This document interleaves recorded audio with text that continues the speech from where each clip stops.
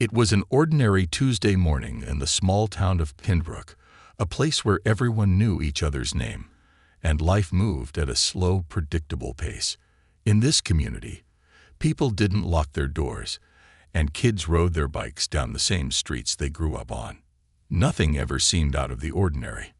It was a town where the biggest excitement was the annual fair, and the biggest worry was the weather for the weekend's baseball game. Sarah Roberts was just one of many familiar faces in Pembroke. A mother to her 17-year-old son, Jason, she worked at the local diner, serving up breakfast to the regulars. Jason was quiet, introverted even, preferring to stay out of the spotlight. He spent most of his time at home reading books or working on his old car in the driveway. While he had a few friends, he wasn't one to draw attention to himself. He was the type of kid who preferred the background to the spotlight, which suited Sarah just fine. She worked hard to provide for him, and she kept him grounded in a world where it was all too easy to get caught up in distractions. Life was simple, predictable, and, for the most part, safe. That Tuesday started just like any other.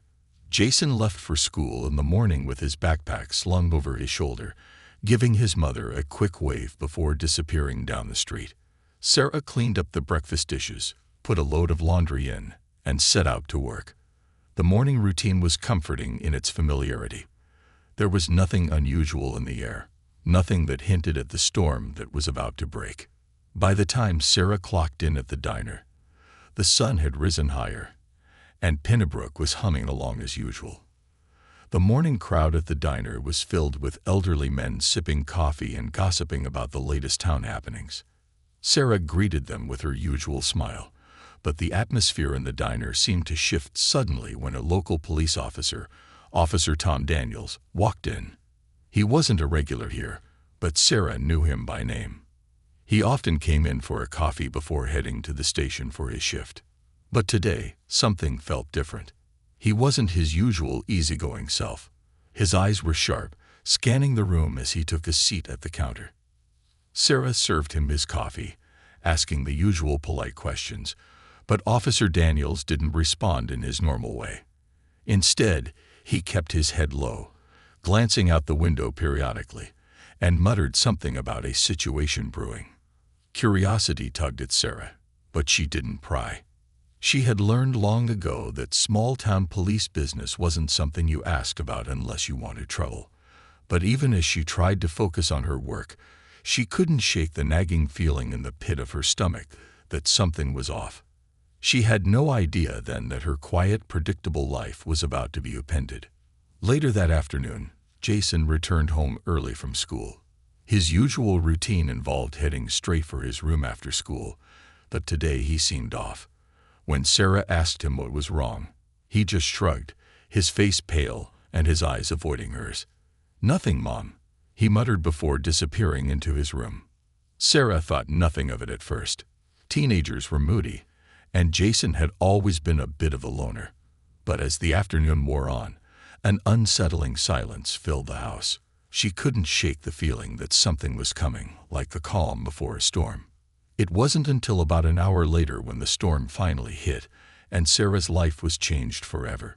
A knock at the door rattled her, and when she opened it, she was met with the sight of Officer Daniels and two other officers standing on her doorstep. They weren't smiling. There was no small talk, just cold, hard questions. "Mrs. Roberts, we need to speak to your son," Officer Daniels said, his voice unusually stern. Sarah felt a lump form in her throat. "What's this about?" she asked, her heart racing. "We have reason to believe that your son is involved in a situation," one of the other officers replied curtly. "We need to take him in for questioning." Panic gripped Sarah's chest. "No, Jason hasn't done anything wrong. He's a good kid." She felt herself starting to tremble, but the officers didn't seem moved. "Ma'am, it's not our choice. We've got a lead, and we need to follow it. Please step aside," Officer Daniels said, his tone growing more insistent. For a moment, Sarah felt paralyzed. The life she had carefully constructed, the life she had fought so hard to protect, was crumbling before her eyes. Jason wasn't a criminal. He wasn't involved in anything illegal. She knew her son. He wasn't that type of kid. But the officers weren't backing down. They were demanding to take him in. It took all of Sarah's strength to finally find her voice. "What's going on?" she asked again, her words trembling. "You're making a mistake. You don't even know what you're doing." Officer Daniels hesitated for a brief moment, as if searching for the right words. Then, without further explanation, he turned and walked back to the patrol car, signaling for Jason to come with them. As the car doors slammed shut, Sarah stood in her doorway, unable to move. Her mind raced. Why was Jason being taken in? What had they found? Or was this all just a terrible misunderstanding? The silence in the house was deafening. Sarah stared at the empty driveway, unable to comprehend what was happening. Little did she know, the small town of Pembroke was about to be shaken to its core. And the twist that would change everything. The truth about her son was something she never could have predicted. The hours dragged on like an eternity as Sarah sat in the quiet of her living room, the heavy silence pressing down on her. She couldn't stop thinking about Jason, wondering where they had taken him, what they were doing to him. Every knock on the door, every creak of the floorboards, made her heart skip a beat. She kept glancing at the clock, waiting for the moment when the police would return with answers. But as the evening settled in, her anxiety deepened. No one had called. No one had explained why her son was being detained. The events of the afternoon were still too surreal to comprehend. By the time she gathered the courage to leave the house, it was already dark. She didn't know where to go, but she knew she couldn't sit idly by, waiting for a phone call that might never come. Her mind raced as she walked down the quiet streets of Pembroke, her thoughts bouncing between fury and fear. Jason was just a kid, her kid. There had to be some sort of mistake. She couldn't shake the feeling that this wasn't just a misunderstanding. Something felt off, something wasn't right. When she reached the local police station, the tension in her chest grew. The small brick building looked unassuming in the moonlight, but to Sarah, it felt like a fortress, cold and distant. She took a deep breath before stepping inside. The hum of fluorescent lights greeted her, and the familiar scent of coffee mixed with the sterile antiseptic smell of the station. Officer Daniels was behind the counter, scribbling something on a notepad. When he saw Sarah walk in, he immediately looked up, his face hardening. "Ma'am, I told you this afternoon that your son was being detained for questioning," he said in a clipped tone. "It's best if you wait for further instructions." "Questioning," Sarah repeated, the word feeling foreign in her mouth. "You've taken him without telling me what for. You can't just hold him like that. He hasn't done anything wrong. Why don't you just tell me what's going on?" Officer Daniels sighed, rubbing the back of his neck. "I can't go into specifics right now. You'll have to wait for the investigation to run its course. It's complicated, Mrs. Roberts." "I don't care about your investigation," she snapped, her frustration bubbling over. "What is happening to my son? Where is he? Why won't you give me an answer?" A tense silence filled the room, broken only by the sounds of the station's radio in the background. For a moment, Officer Daniels seemed to consider her words, his gaze flickering with something like regret. But before he could respond, the door to the back office opened, and another officer stepped out. His face was unfamiliar, young, with a look of discomfort in his eyes as he glanced from Sarah to Officer Daniels. "Is there a problem, Tom?" the new officer asked. Daniels hesitated for a moment before shaking his head. "No, just a concerned mother." The young officer nodded. "I'll take care of the paperwork for now. You've done enough for today." Officer Daniels gave a short nod and turned back to Sarah. "I'll have a word with the chief, but it's not looking good. Your son is mixed up in something bigger than we thought." "What do you mean?" Sarah's voice was rising now, her hands shaking with a combination of fear and anger. "What bigger thing? You've got the wrong person. You've got the wrong kid." Officer Daniels stared at her for a moment, his face unreadable. "We'll find out soon enough. Just wait." With that, he turned and walked into the back office, leaving Sarah standing alone in the stark, dimly lit lobby. The reality of the situation began to settle in like a cold weight pressing against her chest. She felt like she was trapped in some kind of nightmare, unable to wake up. Her son, her quiet, unassuming son, was suddenly caught in the middle of something far larger than she could understand. She spent the next few hours pacing the floor of the small waiting area, her thoughts spinning in circles. What could he have done? What was it that the police had found? The questions plagued her mind, but every time she tried to piece it together, her thoughts became more fragmented. The officer's vague responses only made the situation worse, leaving her with no answers, just more confusion. At some point, exhaustion took over, and she leaned against the wall, hoping that some clarity would come. But the more she thought about it, the more she realized that this wasn't just a simple case of mistaken identity. There was something deeper at play, something far more dangerous. Just as she was about to leave the station, hoping for any word from the chief, the door opened again. This time, it wasn't an officer. This was a man in a suit, someone Sarah didn't recognize. He had the kind of serious demeanor that made her immediately uncomfortable. "Mrs. Roberts," the man said, his voice low and authoritative. "I'm Detective Lucas Grant. I've been assigned to your son's case." Sarah's heart skipped a beat. "Case? What case? You've got to be kidding me. My son isn't a criminal. You can't just—" "Please, calm down," Detective Grant interrupted, holding up a hand. "We're not here to accuse him, but we need your cooperation. Your son is involved in something much bigger than we initially thought." "What are you talking about?" Sarah's voice was trembling now, a cold fear rising in her chest. "What's going on? Why won't anyone tell me the truth?" The detective hesitated for a moment, his gaze flickering between Sarah and the door to the back office. "We believe Jason is connected to a series of illegal activities happening in town. It's not something we expected, but the evidence is pointing in his direction." Sarah's stomach turned. "That's impossible. You don't know my son. He wouldn't." "We're not here to argue, ma'am," Grant said, cutting her off. "We're just trying to figure out how deep this goes. Your son's involvement is more than just a coincidence." The words hit her like a blow. Jason, her son, involved in something illegal. It didn't make sense. She couldn't breathe. She couldn't think. The world around her seemed to tilt and spin. And for a moment, she wondered if she might faint. Her son, who had always been shy and quiet, who spent his free time tinkering with old car engines, could he really be mixed up in something like this? The possibility was so far removed from everything she knew about him that it felt like a betrayal she couldn't understand. "You're wrong," she whispered, more to herself than to the detective. "You have to be wrong." Detective Grant's expression softened, but only slightly. "I wish that were the case, Mrs. Roberts. But we have evidence. I suggest you prepare yourself. The truth about your son isn't what you think."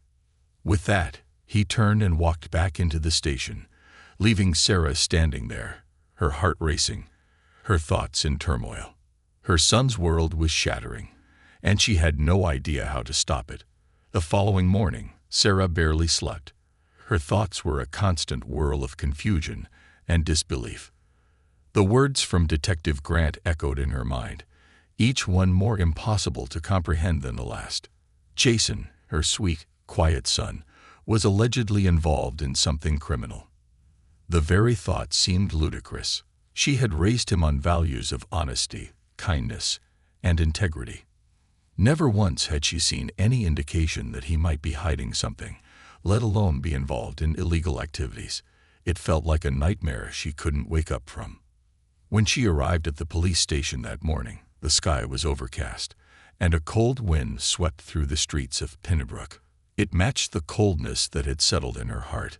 The station was still, almost too quiet, as if the entire building was holding its breath. Sarah walked past the front desk, barely acknowledging Officer Daniels, who gave her a brief, stiff nod.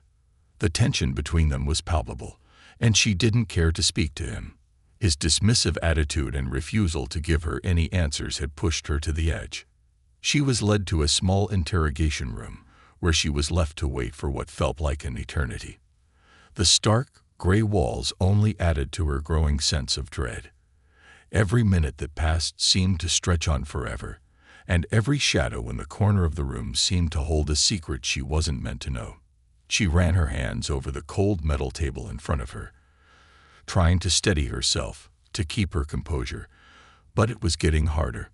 She was about to face the truth, whatever that truth was. Finally, the door opened, and Detective Grant walked in, flanked by another officer. This time, Sarah didn't rise. She didn't want to stand in front of them and pretend she wasn't already falling apart inside. She just wanted answers. The detective sat across from her, his expression serious, as though he'd been expecting her to break at any moment. He didn't give her any small talk, no comforting words. It was clear he wasn't here for pleasantries. He was here to reveal something that would shatter her life. "Mrs. Roberts," he began, his voice steady, but his words carrying the weight of a truth she wasn't ready to hear. "We've gathered more information about your son. It's not just a simple case of him being in the wrong place at the wrong time. Jason's involvement is deeper than we thought." Sarah's chest tightened, her hands clenched into fists beneath the table. She wanted to scream, to demand that he stop, but the words wouldn't come. Instead, she stared at him, her mind reeling, desperate for any shred of hope. "Jason was connected to a group we've been investigating for months, a group involved in a series of underground activities in the area. Drugs, money laundering, extortion, things we never imagined would touch this town." Grant's words hit her like a slap, cold and brutal. "We've got evidence, documents, photos, a trail of transactions that lead directly to your son." Sarah felt as if the world had gone dark. She couldn't breathe. Her mind couldn't process what he was saying. Jason? Her son, the kid who never caused trouble, who couldn't even bring himself to talk back when he was angry, involved in something like this. The idea seemed incomprehensible. "No, you're wrong," Sarah said, her voice barely above a whisper, shaking with disbelief. "This can't be true. My son wouldn't do that. He's not like that." The detective's gaze softened for a moment, but it was fleeting. "I wish that were the case, Mrs. Roberts. I really do. But the evidence is clear. We've been tracking these activities for a long time, and everything points to him. We even have footage of him meeting with one of the individuals involved. There's no question that Jason is connected to them." Sarah's hands trembled as she tried to hold herself together. She fought the overwhelming urge to break down, to collapse into despair, but she couldn't let herself do it. Not yet. Not until she understood how this had happened. "Tell me everything," she demanded, her voice cracking, but the words coming out in a fierce rush. "How did he get mixed up in this? Why would he do this?" Detective Grant hesitated, as if carefully considering whether he should reveal more. Then he spoke again, his tone softening slightly. "We don't know everything, Mrs. Roberts, but based on the information we've gathered, it seems your son was coerced into joining this group. From what we've pieced together, it started with a person who befriended him at school, someone who gained his trust and slowly manipulated him into helping with smaller tasks. It escalated from there, and before Jason even realized it, he was in too deep." Sarah shook her head, her chest tight with sorrow and frustration. This couldn't be true. Her son was so naive, so trusting. He wouldn't have known what he was getting into. But how could he have let it go this far? She thought back to his quiet demeanor, the way he often kept to himself. He was so different from the reckless kids that got involved in bad situations. But perhaps that was part of it.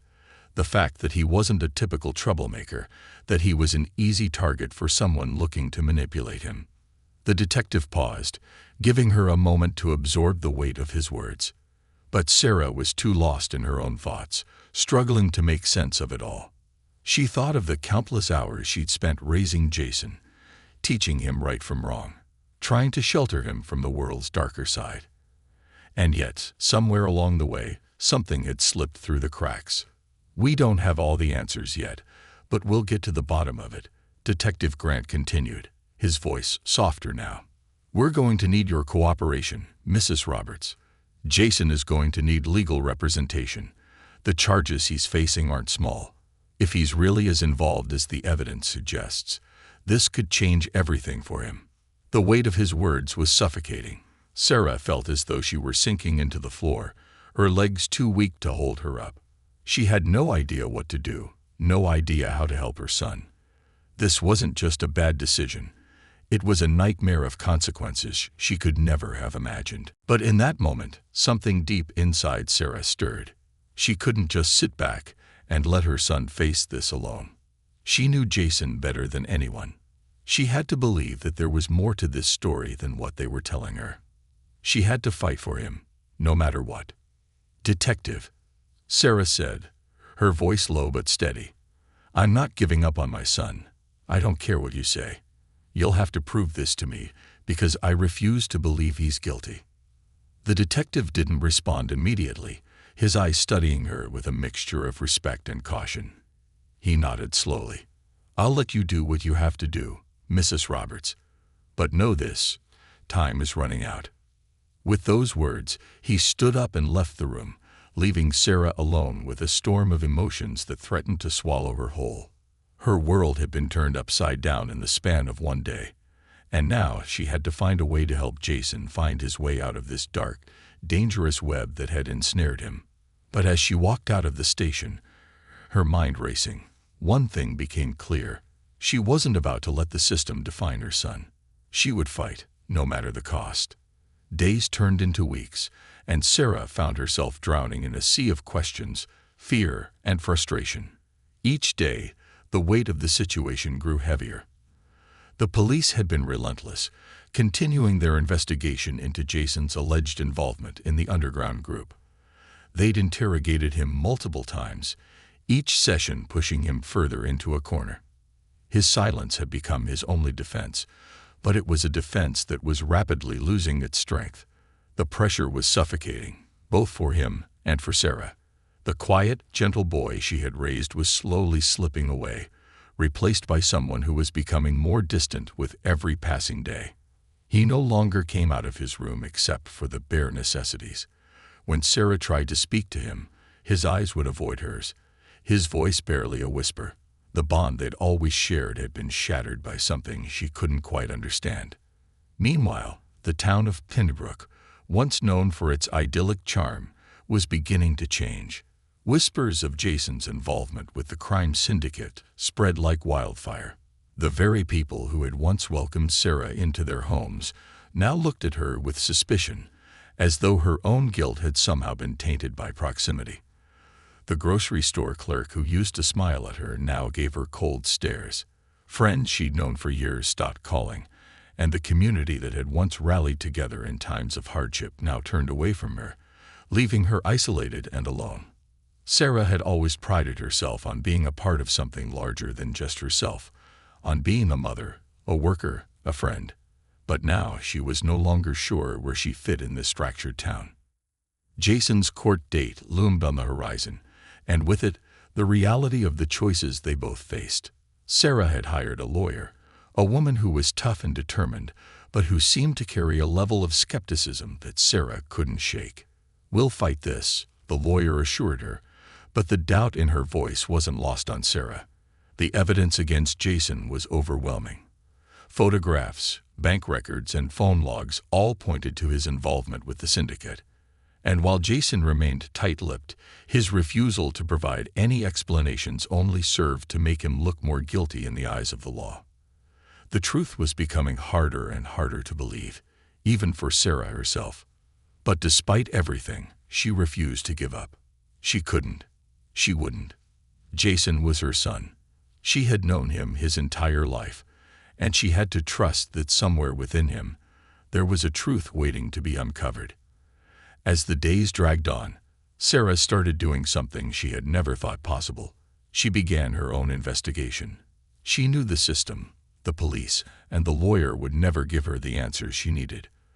But there had to be something. someone who could explain what had happened. And so, she started asking questions. She visited Jason's friends, even the ones who distanced themselves from him. She went to the places he used to hang out, trying to piece together the fragments of his life that had led to this nightmare.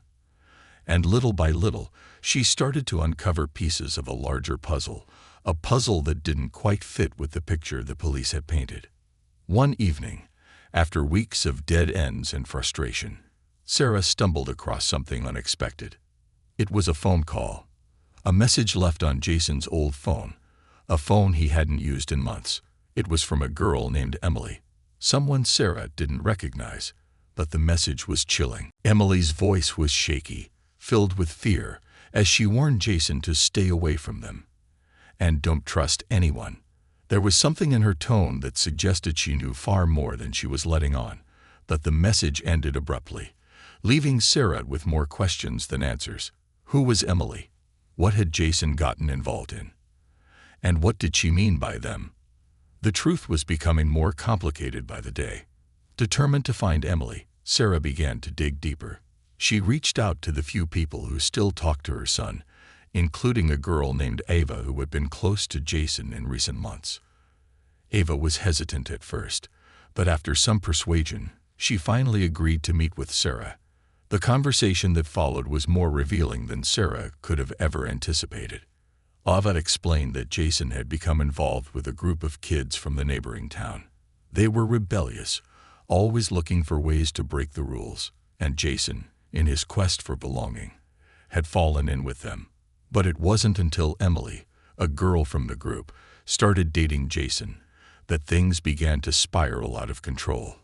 Ava revealed that Emily had always been a bit of a wild card, attractive, persuasive, and dangerous in her own way. She had managed to pull Jason into a world he hadn't known existed, a world of manipulation, coercion, and threats. Emily was the one who had introduced him to the syndicate, but Sarah couldn't understand why he hadn't come to her for help. But the truth hit Sarah like a freight train when Ava revealed the final piece of the puzzle. Jason had been blackmailed.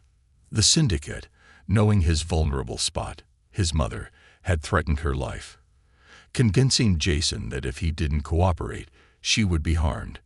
Jason had fallen deeper into the group's control, unable to escape the web of lies and fear that had been spun around him.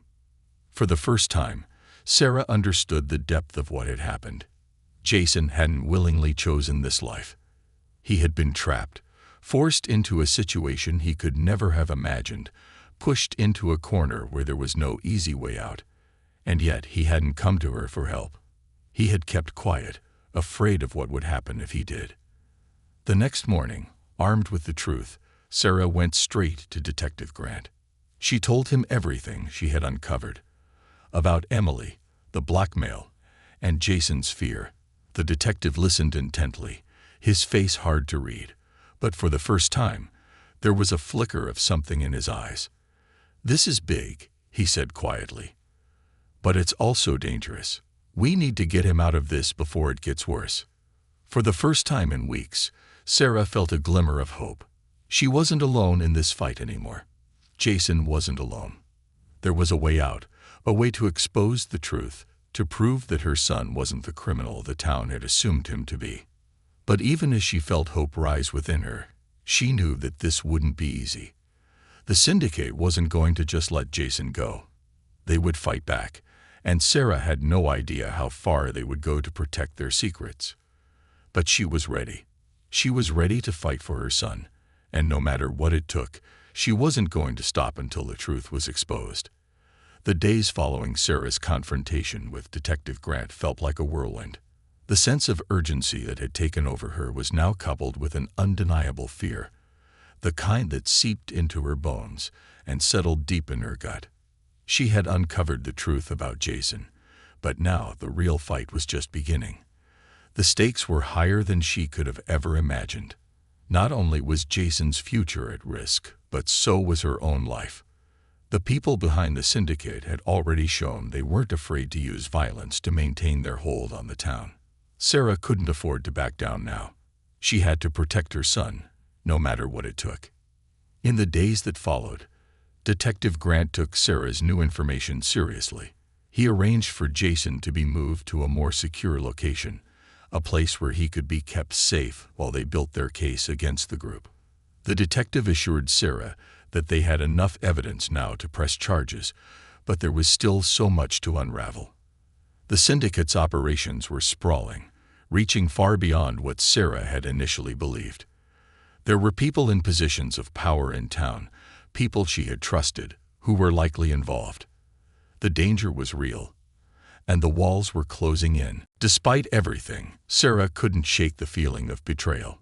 Jason had been caught up in something much darker than she could have ever imagined, and even though she knew he hadn't chosen it, she couldn't understand why he hadn't come to her sooner. Why hadn't he confided in her when things started to spiral out of control? The questions gnawed at her, and every time she saw him in the safe house, his eyes haunted her. He was a shell of the boy he had been before, silent and distant. It was as though he carried the weight of the world on his shoulders. But Sarah understood now. He had been living in fear for so long, keeping quiet to protect her, afraid of what would happen if he spoke up. It wasn't long before Sarah learned just how deep the web ran. She received an anonymous tip one night, a phone call that sent chills down her spine. The voice on the other end was familiar, but distorted. "We know where you are," the voice said, the words dripping with malice. "You're playing a dangerous game, Mrs. Roberts. You can't win.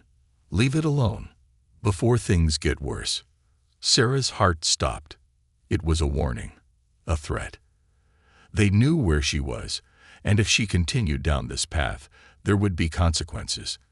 The syndicate wasn't going to let go of their hold on Pennybrook so easily, but she wasn't going to be intimidated. She couldn't let them scare her into submission. They had already taken so much from her, and now they wanted to take her son's future, too. The weeks that followed were filled with sleepless nights, anxiety, and a deep sense of foreboding. Sarah knew they were watching her. She could feel their presence, even when she couldn't see them. Her every move was being tracked. The once familiar streets of Pennybrook now seemed foreign. The quiet town that she had loved now felt like a place full of hidden dangers. Despite the looming threat, Sarah stayed in close contact with Detective Grant, giving him every piece of information she had uncovered. The more she dug, the more she realized just how far-reaching the syndicate's influence was. Their grip on the town was insidious, woven into the fabric of everyday life. People who seemed harmless, friendly even, were part of the operation. The more she learned, the more she saw how blind she had been to the signs. People in her own circle, neighbors, colleagues, even old friends, had been complicit. The realization shattered her sense of trust. The town that she had once believed was a safe haven had been a facade, hiding a web of deceit and corruption. Jason, too, was beginning to understand the full extent of what he had been involved in. He had been sheltered from the reality of the operation for so long, believing that he was just helping a few people out of kindness or ignorance. But now, faced with the consequences of his actions, he could see the truth. He was no longer the innocent teenager he once was. He had seen too much, done too much, to ever go back to the life he had known. The weight of that knowledge was heavy on him, and it only made his silence worse. He had never wanted this, never imagined that the small decisions he had made could lead him into something so destructive. He had wanted to protect his mother, to keep her safe, and in doing so, he had trapped them both in a nightmare. But as much as Sarah longed to take him in her arms and tell him that everything would be okay, she knew the truth. Everything had changed. The world they had known, the life they had built together, had been irreparably altered. And yet, amidst the chaos, Sarah couldn't bring herself to turn her back on him. He was her son. She would fight for him, for the truth, no matter what. She had to believe that Jason could find a way out of this, that there was still hope for him, for them. The day of the trial finally arrived, and Sarah found herself standing outside the courthouse, feeling the weight of the moment press down on her. The streets were filled with people, most of them gossiping about the case, speculating about the outcome. The town was on edge. Everyone had an opinion, but no one truly understood what had happened. Jason's trial was more than just a legal battle. It had become a symbol for the entire town. It was the moment when the community would either turn a blind eye to the truth or face the darkness lurking beneath the surface. Inside the courthouse, the trial began with the usual formalities, but the tension was palpable. The evidence was laid out, piece by piece, each detail reinforcing the idea that Jason was deeply involved with the syndicate. The photos, the records, the witness testimony, all pointed to the same conclusion. Jason was guilty. But Sarah, sitting in the back of the courtroom, knew in her heart that there was more to this story. She had to believe that they could find a way to prove it. As the prosecution made its case, Sarah couldn't help but glance at her son, sitting in the defendant's chair, his eyes downcast. He looked so small, so vulnerable, as if the weight of the world had crushed him. It broke her heart. She wanted to stand up, to shout, to tell the court the truth, but she knew she couldn't. The truth wasn't hers to reveal alone. It was up to Jason to find the courage to speak. And then, just as it seemed like the trial was heading toward its inevitable conclusion, something unexpected happened. A witness, a man who had been involved with the syndicate but had turned informant, walked into the courtroom. He looked terrified, as though he had been forced into coming forward, but his testimony changed everything. He spoke about the manipulation, the blackmail, the threats Jason had endured. The syndicate had preyed on his vulnerability, had used him as a pawn in their game. And for the first time, the court began to see the truth. Jason's case wasn't one of guilt, it was one of survival. And in that moment, Sarah realized that the fight was far from over. They weren't just fighting for his future, they were fighting for justice. The road ahead was still uncertain, filled with challenges and threats, but for the first time, Sarah felt a spark of hope. The truth was out, and no matter what happened, they had taken the first step toward reclaiming their lives. The days following the trial were a blur of emotions and uncertainty. The courtroom had been a battleground, each side fighting for the truth. But even as the truth emerged, it was hard to know if it was enough. Sarah clung to the hope that the witness's testimony would be the key to unlocking the doors of justice, but the road ahead was still fraught with obstacles. While the case had taken a positive turn, the damage done to Jason's life and the community of Pinnebrook couldn't be undone overnight. The town, once a place of comfort and familiarity, had been irrevocably altered. People who had once been friendly now regarded Sarah and Jason with a mix of pity, suspicion, and, in some cases, outright hostility. It was as though the town itself was struggling to reconcile the truth with the image it had held of its own residents. The legal process moved slowly, as it always did, but for Sarah, the hardest part was watching Jason grapple with the consequences of the life he had been swept into. It was clear he hadn't fully understood the depth of what had been done to him until now. He had always been a quiet, withdrawn teenager, but now, even the silence between them was different. There was a weight in the air, a heaviness that neither of them could shake. The guilt Jason carried was overwhelming, and even as the trial moved forward, Sarah could see that he had no idea how to move past it. His eyes no longer held the same spark. They were filled with shame, self-doubt, and fear of what the future would hold. He no longer seemed like the boy who had once spent hours in the garage, tinkering with engines, his only worry being whether his mother would allow him to drive the car he was fixing. Now the future seemed uncertain, clouded with the darkness of his involvement in something he couldn't control. As the weeks passed, Sarah continued to visit Jason in the secure facility where he had been placed, the one that offered protection from those who might wish to silence him. Each visit felt like a battle. She had to fight through her own tears, her own frustrations, to find the right words to comfort him. But Jason no longer looked to her for the reassurance he once had. He no longer trusted that everything would be okay. The boy who had once been her source of strength had become a broken young man, unsure of how to find a way out of the mess that had been forced upon him. Sarah found herself struggling to maintain hope, knowing that the answers Jason needed lay just beyond his reach. And yet, even in the darkest moments, there were glimmers of progress. Detective Grant had promised her that they would continue to work together to dismantle the syndicate. The operation, though vast and elusive, was starting to crumble under the weight of the growing evidence. There were arrests being made, key players being taken down, and the network that had once seemed untouchable was beginning to show cracks. The fight wasn't over, but it was clear that with each new lead, they were getting closer to breaking the syndicate's grip on the town. As Sarah sat with Jason one afternoon, watching him stare out the window of his room in the secure facility, she finally found the words she had been searching for. "I know you didn't choose this, Jason," she said, her voice barely above a whisper. "I know it's been hard, but you're not alone in this anymore. We're going to fight this together. You didn't make this mess, but we're going to fix it, no matter what." Jason didn't respond at first. He just kept looking out the window, his face unreadable. But after a long silence, he turned to her, his eyes full of vulnerability. "I don't know how to fix it, Mom," he said, his voice breaking. "I feel like I've ruined everything. I was just trying to protect you, but now look at what's happened." Sarah's heart broke for him.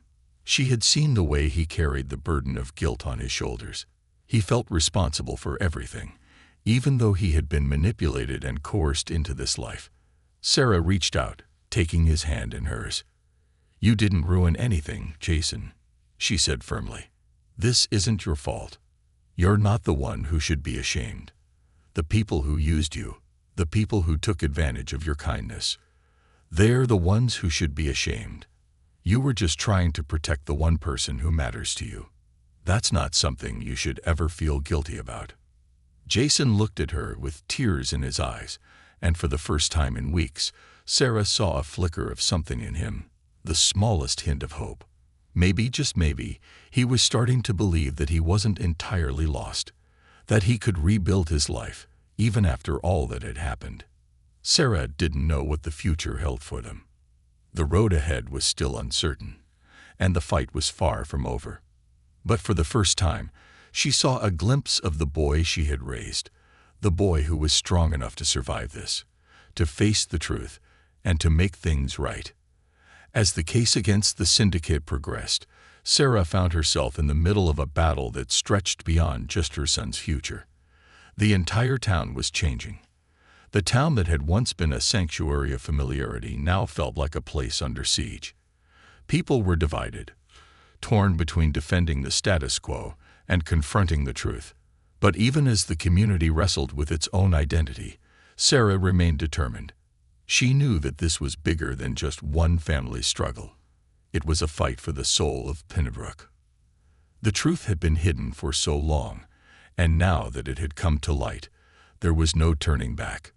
The turning point came when a crucial piece of evidence surfaced, an anonymous document, smuggled out of one of the syndicate's main operations, detailing the names of the key players involved. It was the breakthrough they had been waiting for. With this evidence, Detective Grant was able to make a series of high-profile arrests, taking down the remaining leaders of the operation. It wasn't a perfect victory, but it was enough to dismantle the syndicate's power. And with it, the grip they had held on the town. For Jason, the road to redemption wasn't easy. The legal battles were still ongoing, and his involvement in the syndicate couldn't be erased. But with the truth now out in the open, there was a chance for him to rebuild his life, to make amends for the things he had done under duress. Sarah stood by him every step of the way, determined to help him find the strength to move forward. The town of Pennybrook, too, began to heal. People started to rebuild the relationships that had been fractured by the scandal, and the community slowly began to regain its trust in each other. It wasn't an easy road, but Sarah had learned something important throughout this journey, that even in the face of darkness, there was always a glimmer of light, and as long as she fought for it, she could help her son and the town find their way back to the truth. As Sarah and Jason walked through the streets of Pennybrook one evening, the weight of their journey still heavy on their shoulders, they knew their lives would never be the same. but they also knew that they had survived. And in the end, survival was victory enough.